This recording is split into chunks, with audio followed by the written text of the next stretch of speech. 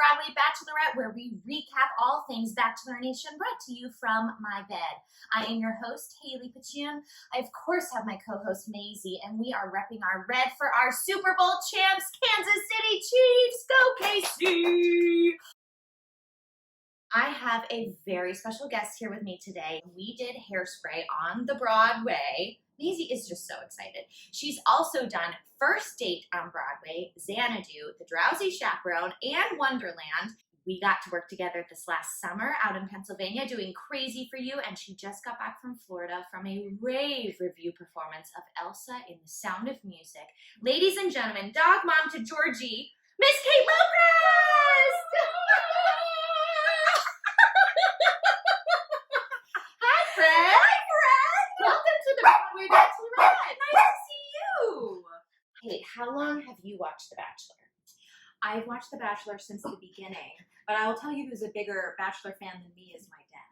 No, bud. My dad is a huge Bachelor fan and loves to say things like, I'm just here for Juan Pablo. Well, this was a two-part episode to be continued from last week. Mm-hmm. So let's get into it. Episode 5.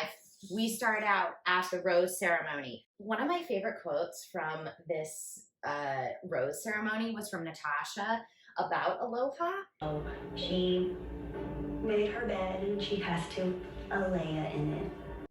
Genius! Also, I spell Alea. Can't. Alayah. Oh, it's almost like Aaliyah. Aaliyah's another one. Aaliyah. Then she would Aaliyah in her own bed. That's right. Aliyah, but it's not Alea. It is Alea. It is Aaliyah, It's Alea. but it's not Aliyah. It's not Aliyah. That's why we call her Aloha. Peter finally sends Aloha away. Aloha, aloha. Aloha. He then takes what I think is every single girl who's left on alone time. Did you notice that? You can see the desperation in different girls by how close they needed to get to him at that moment. Some of the girls were like, hey, I'm petting his head. And one of the girls was like, she had her hand like, look at me, look at me, look at me. I counted there were 8 girls that had alone time. And I'm sure there were more. We said goodbye to Deandra, not shocked. We said goodbye to another girl in a purple dress. I don't even remember her name. So 2 purple dress girls gone. And then I literally wrote white dress girl gone. Ladies, get excited. We're going to Costa Rica. Of course, a helicopter comes in. I mean, how many? My favorite part then was the bro run. What's with the bro run? Peter's stitches. The Puma story. Terrible. Actual story about him breaking the glass on his head.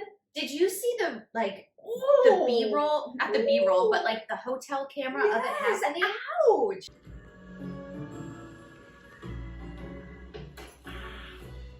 My first thought was, I hope he has a great plastic surgeon. Also, like, oh God, who do you go to in Costa Rica? So Sydney's got a one-on-one. They go to the helicopter. They go sit in a big field. I was worried about bug spray the whole time. Like they were covered in bug spray. I actually liked their conversation about, like, when he told her she was a really good kisser, and she said, say it again. I was like, oh, that's kind of sweet. I really enjoyed their conversation together. And I think I wrote, where did I write it? Oh, I see potential with Sydney if she cannot F it up with the drama. And then 2 hours later, I said, she's going to F it up. Of course she will. He goes, and we're in for one more surprise. And she says, where are we going? Girl, you know where you're going. You're wearing a swimsuit underneath your outfit. But they could have been jumping off a bridge. At night?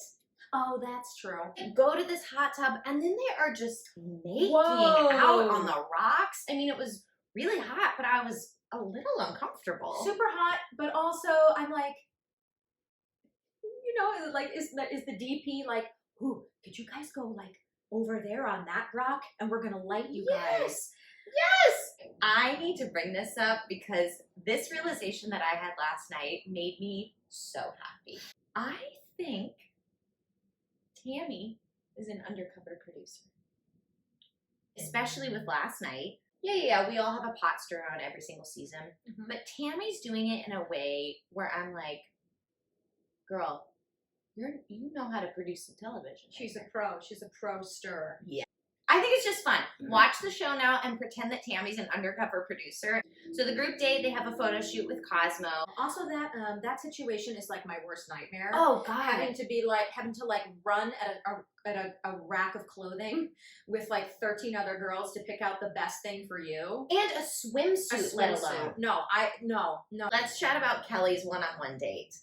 First, I do want to mention that the candles that they lit, the man and woman candles, if you notice, the wick on the man's candle is already bent forward towards the woman, and the woman's candle is sticking straight up.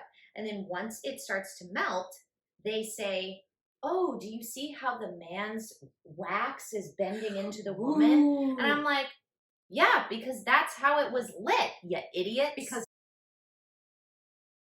I really want to move on to their dinner. I loved it because it was actually real. But this was a really mature conversation to be having on their first one-on-one. I believe it's their first first one-on-one. You can also tell that I thought she was gonna walk. His speech got a little culty to me. The whole trusting the process thing. Yes. Now, I dated a Scientologist. Probably shouldn't say this. I know this process works. And I was like, do you? Because it didn't work for you. Because it didn't work. Moving forward to Kelsey running away to go chat with Peter. I was shocked that he gave her the rose. Yeah. But when he was like, would you excuse me for a second? I was like, he's gonna go get her a rose. Even she was like, please don't do this to me. I think I would have been like, this is very nice of you. If you want to give me one tonight, that's cool, but I'm not walking back over to that house right now. Would you have said something upon your return like Kelsey did to the girls about what happened? Or would you have waited until someone said, what's that? I wouldn't have been there because I won't be on that show. I knew that the girls would turn the rose ceremony into a cocktail party. I knew that would happen. Did you? Yes! It was the most dramatic non-cocktail party I've ever seen. McKenna. Oh my God. Mike Henna is out of control. Mike Henna losing it. Oh, that's what I want to know. What was the important thing she had to tell? Tonight was going to be a big night for us. It was going to be really big. I planned it and I had something. What was it? Everyone really seemed to like Mike Henna until that moment she came back. Yeah.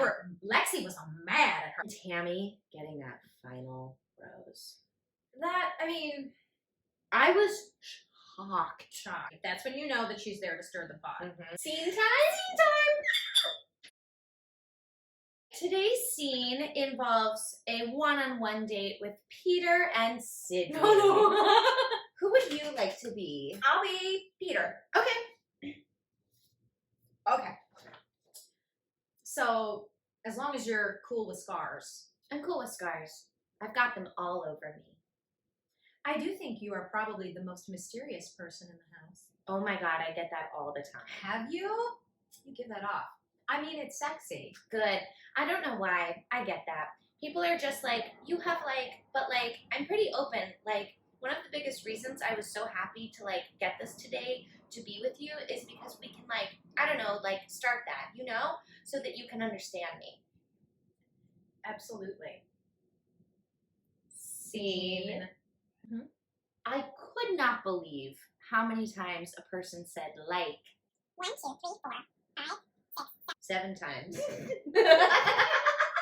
Kate, where can we find you on social? I am on the Facebook.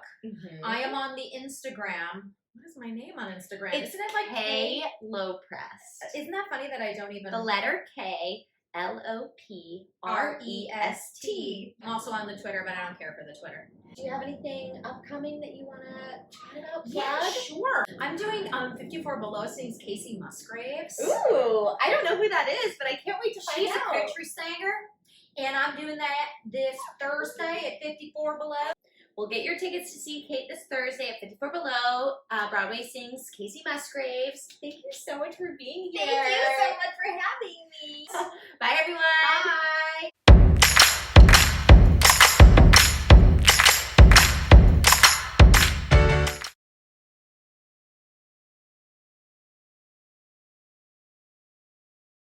Go Chiefs!